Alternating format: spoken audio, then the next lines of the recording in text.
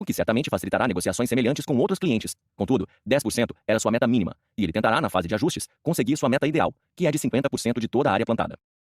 Caso, síndico tenta convencer condômino resistente.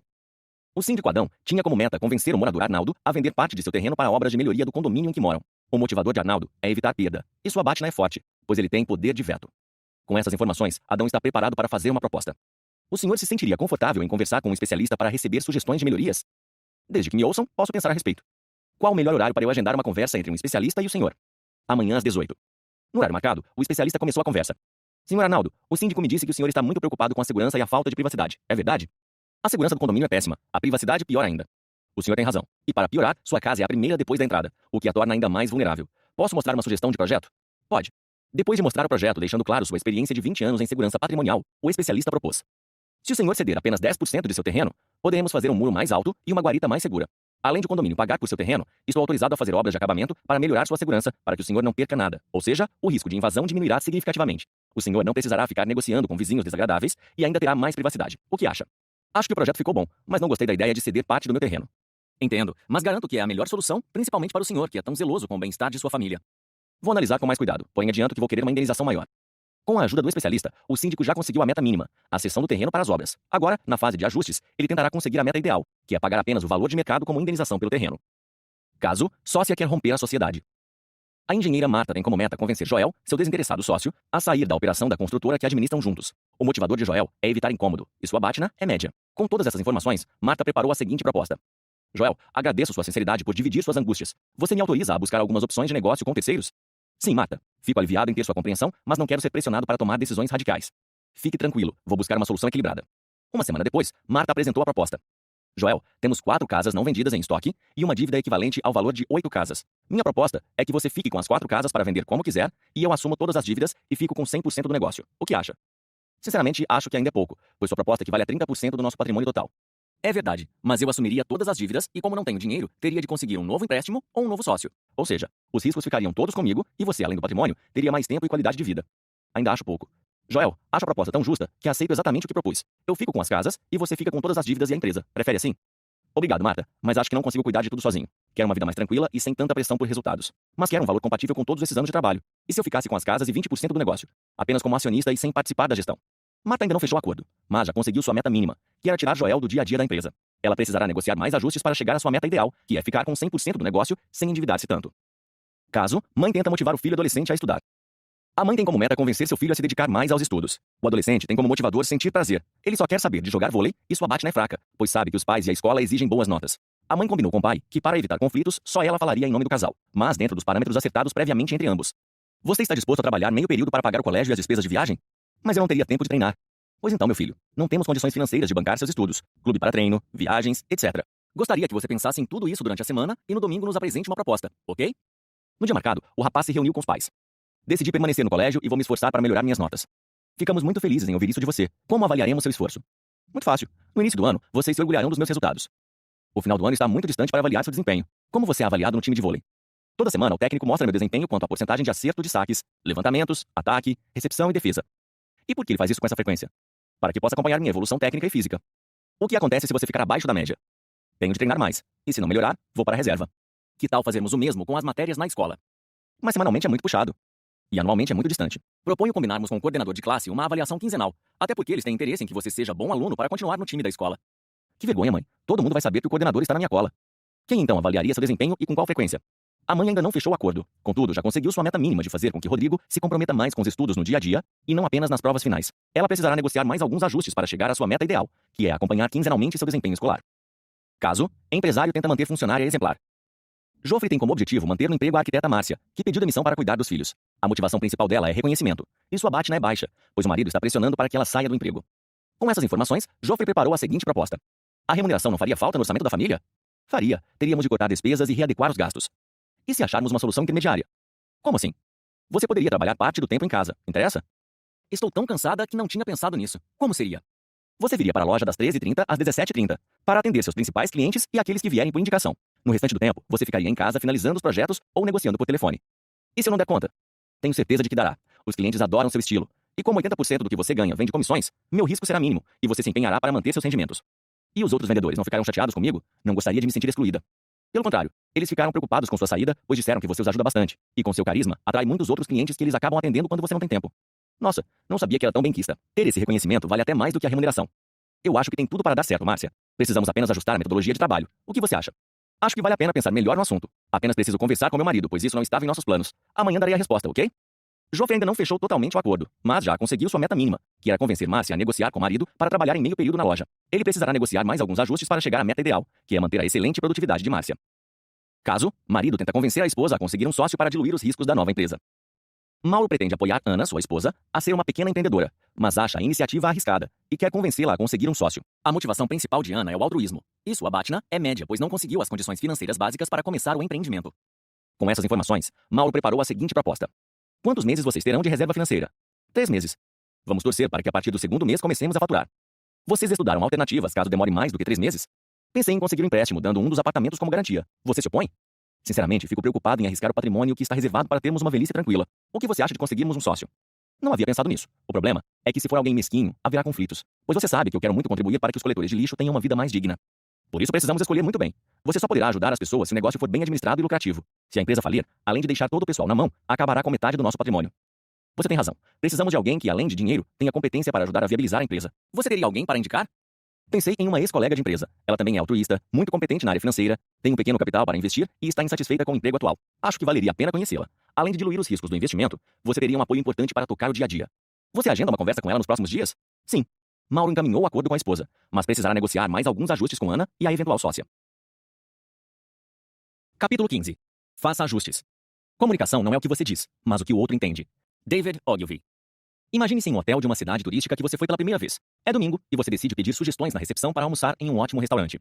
A indicação é de um lugar famoso a 15 minutos de táxi do hotel. Ao chegar, você constata que há uma longa fila na calçada e um cartaz com os seguintes dizeres: espera de 1 hora. Coloque seu nome na recepção e chamaremos assim que chegar sua vez. Você esperaria ou procuraria outro restaurante? Agora imagine outra situação. Ao chegar, você encontra a fila, mas nenhum cartaz. Você pergunta para as pessoas se vale a pena esperar e elas dizem que a comida é espetacular. Você resolve ficar um tempinho e, enquanto aguarda, os garçons oferecem alguns aperitivos e petiscos grátis. Você não gosta muito de esperar, mas a expectativa é grande e a fome ainda maior. Depois de 1 hora de espera, quando está no meio da fila, o garçom avisa que haverá mais 1 hora de espera. Você continuaria na fila ou procuraria outro restaurante? Esse experimento foi realizado diversas vezes, e os resultados foram muito parecidos. No primeiro caso, o do cartaz avisando a espera logo na chegada, cerca de 80% das pessoas desistem e vão embora. No segundo caso, a pessoa já esperou 1 hora. O resultado se inverte. Quase 80% das pessoas, mesmo a contragosto, aceitam esperar mais 1 hora.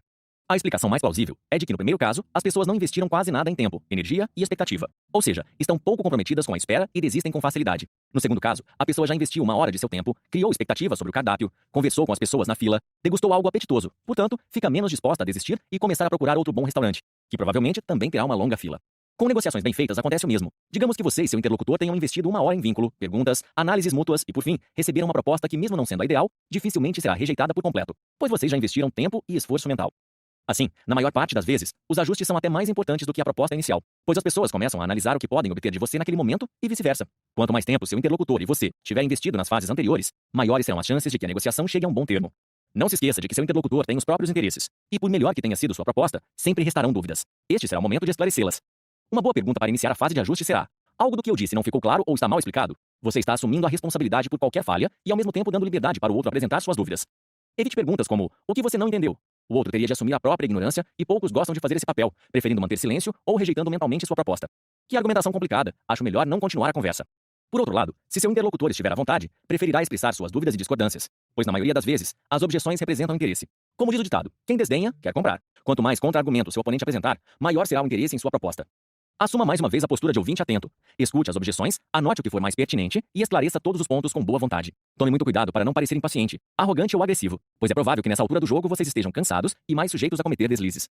Lembre-se também de que é o momento ideal para dar algo de presente, pois as pessoas adoram receber concessões, mesmo que insignificantes, para sentir que conseguiram levar alguma vantagem. Portanto, é hora de servir alguns aperitivos e petiscos grátis, ou seja, concessões que não lhe farão falta e que poderão ser decisivas para que o outro aceite a proposta.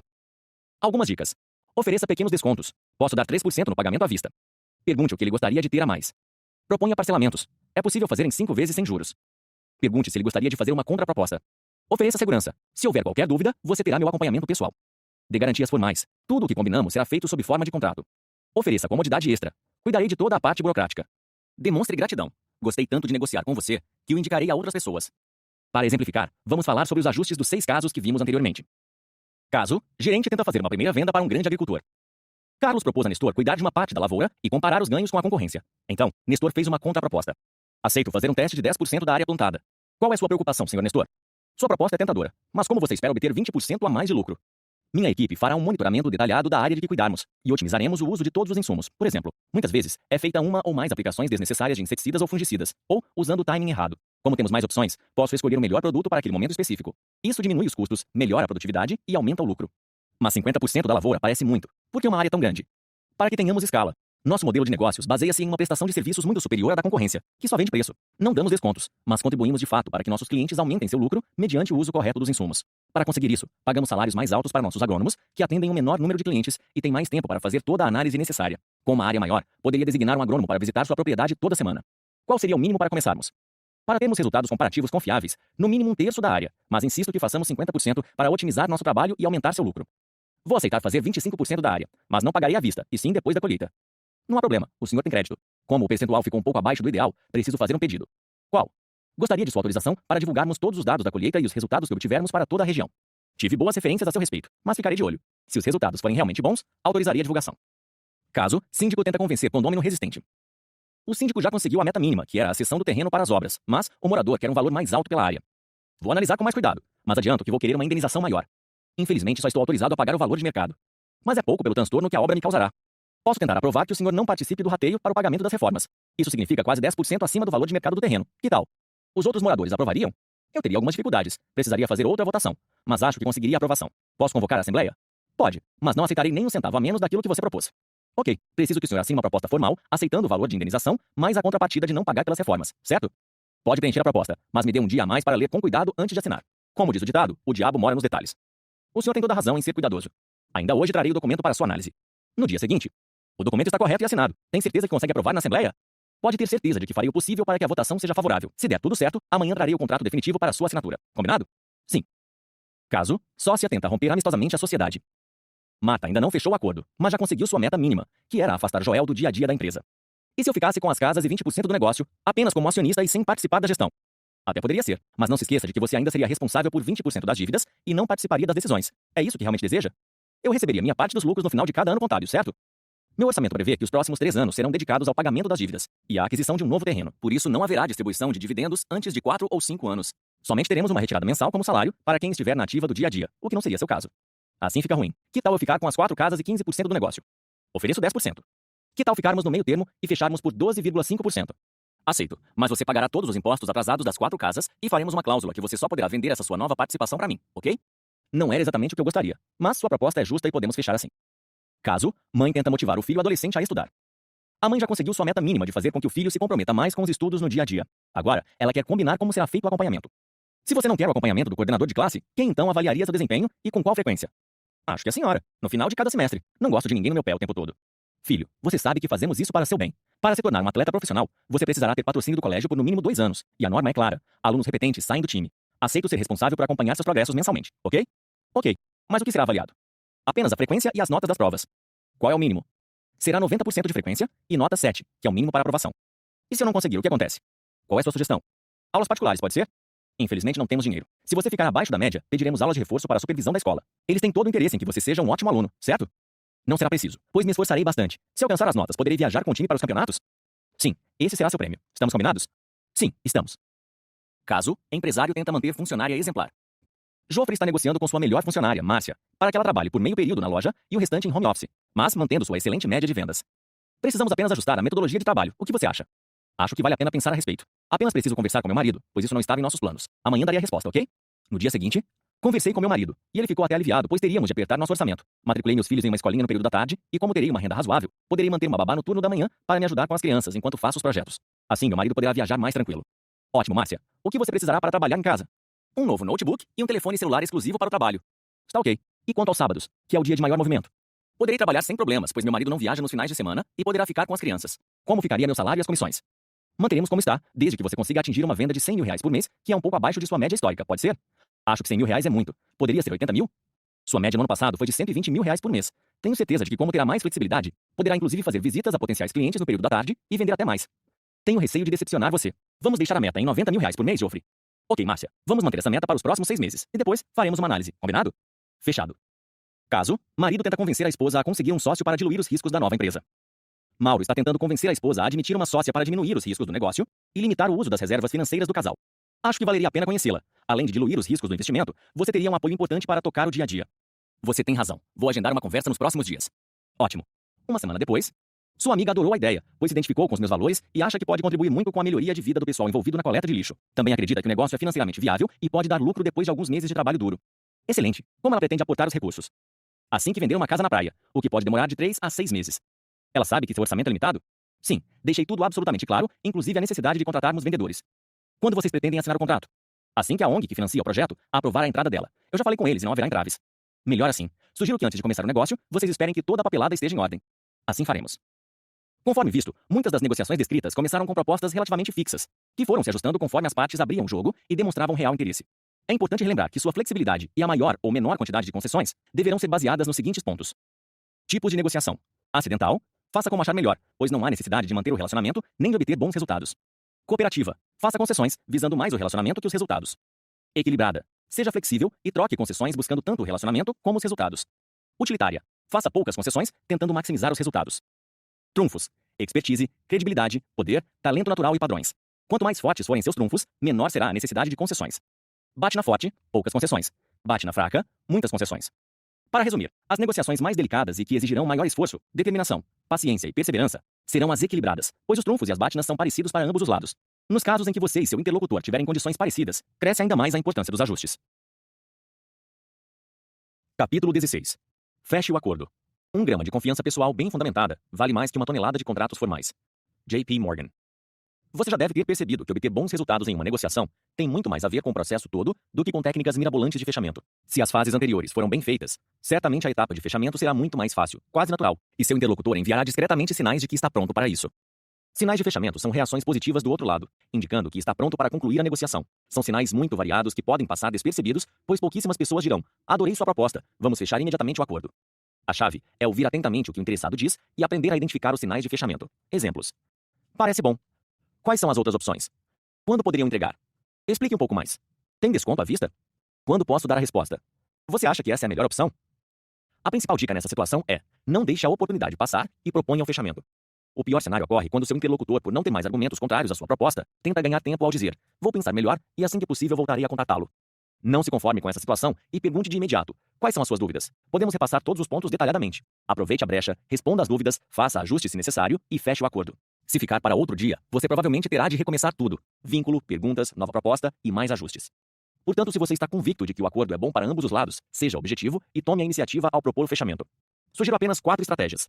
Fechamento direto. Vamos fechar? É um pouco arriscado, pois a palavra final será de seu interlocutor. E como você deu essa opção, ele pode simplesmente dizer não, e você terá de refazer sua argumentação. Fechamento com ação. Descreva minuciosamente o acordo passo a passo, etapa por etapa, e no final, peça os dados da pessoa, como o endereço, número do CPF, um documento ou uma assinatura. Agora que concordamos com a urgência do projeto, vou preparar o resumo e assinamos juntos. Muitos acordos não são fechados porque um interlocutor fica esperando a iniciativa do outro. Não tenha receio de ser incisivo. Fechamento com incentivo. Se fecharmos hoje, consigo mais 30 dias de prazo. Posso conseguir 3% de desconto à vista. Se fecharmos agora, conseguirei entregar ainda hoje. Posso dar mais um acessório como cortesia, o que você prefere. Se você der sua aprovação agora, consigo terminar o relatório até às 2 horas. Para quem já está motivado e convencido, basta um empurrãozinho para fazer a diferença e concluir a negociação. Fechamento ou. Vamos marcar a viagem para o dia 30 ou para o dia 1º? Vamos almoçar no restaurante A ou B? Você prefere pagar no boleto ou no cartão de crédito? Prefere pagar à vista com desconto ou em 5 parcelas? Dar apenas 2 opções facilita muito mais a tomada de decisão do que um pedido aberto ou com várias modalidades. Situação que poderá deixar seu interlocutor com dúvidas, dificultando a decisão. Nessa altura do jogo, dar muitas opções mais atrapalha que ajuda no fechamento. Uma vez fechado o acordo, não se esqueça de documentá-lo, seja por contrato, preenchimento do pedido ou simplesmente um e-mail ou WhatsApp. Detalhe o que foi combinado e peça confirmação. Fica muito mais difícil desistir quando há algum tipo de formalização. Negociações complexas certamente demandam muitas horas de estudo e preparação para dar resultado. Porém, se os princípios de negociar acordos justos em todas as áreas forem mantidos, certamente melhorarão significativamente seus resultados. Para encerrar, gostaria de contar uma história que o mega investigador Warren Buffett já usou em alguns de seus pronunciamentos. Antes, algumas particularidades de Buffett.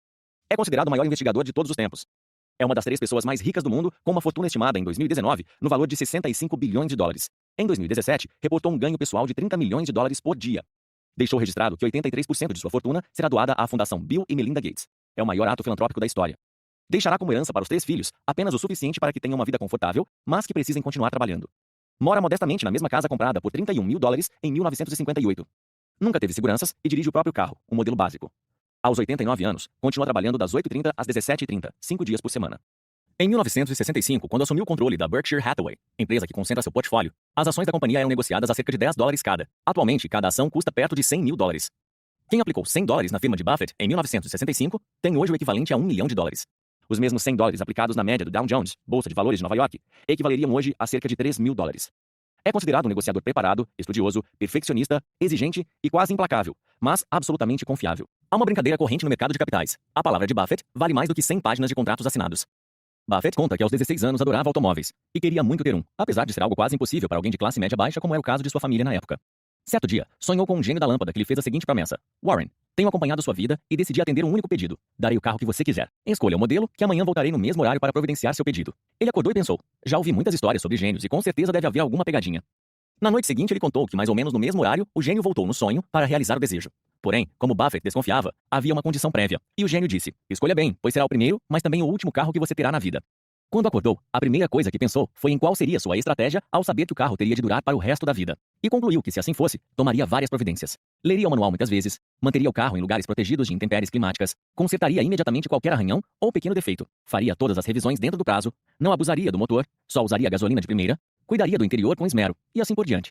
Depois de contar a história do gênio aos atônitos ouvintes, que ainda não entenderam onde ele quer chegar, ele conclui: essa deveria ser a estratégia de qualquer pessoa com relação ao seu corpo, à sua mente e à sua reputação. Se não cuidar deles corretamente, estarão arruinados em poucos anos, como um carro mal cuidado estaria. Portanto, o que você faz agora é o que determinará como estará seu corpo, sua mente e principalmente sua reputação daqui a 30 ou 40 anos. Penso que o fato de negociarmos todos os dias pelo resto de nossa vida tem um paralelo com a história de Buffett. Nossa credibilidade como negociador é construída aos poucos, ano após ano, e provavelmente é nosso ativo mais importante, pois preferimos fazer acordos com pessoas com a reputação de ser justas e confiáveis. Se usar as técnicas mostradas nesta obra, além de obter ótimos resultados, será reconhecido como alguém com quem vale a pena negociar por muitos anos, pois, ao contrário de um carro, reputação não envelhece. Anexo: Plano de negociação. 1. Resuma a situação a ser negociada. 2. Autoanálise. Qual é seu estilo? Qual é o tipo da negociação? Qual é seu principal motivador na negociação? Quais são seus trunfos? Quais são seus pontos fracos? Qual é sua BATNA? Qual é sua meta otimista? Qual é sua meta mínima? Quais serão suas concessões, se necessárias? 3. Quem é seu oponente ou interlocutor? Qual é seu estilo? Qual é seu principal motivador? Quais são seus trunfos? Quais são seus pontos fracos? Qual é sua BATNA? Qual é sua meta? Quais concessões ele estaria disposto a fazer? 4. Qual será sua proposta? 5. Quais ajustes você poderia propor? 6. Como você fará o fechamento?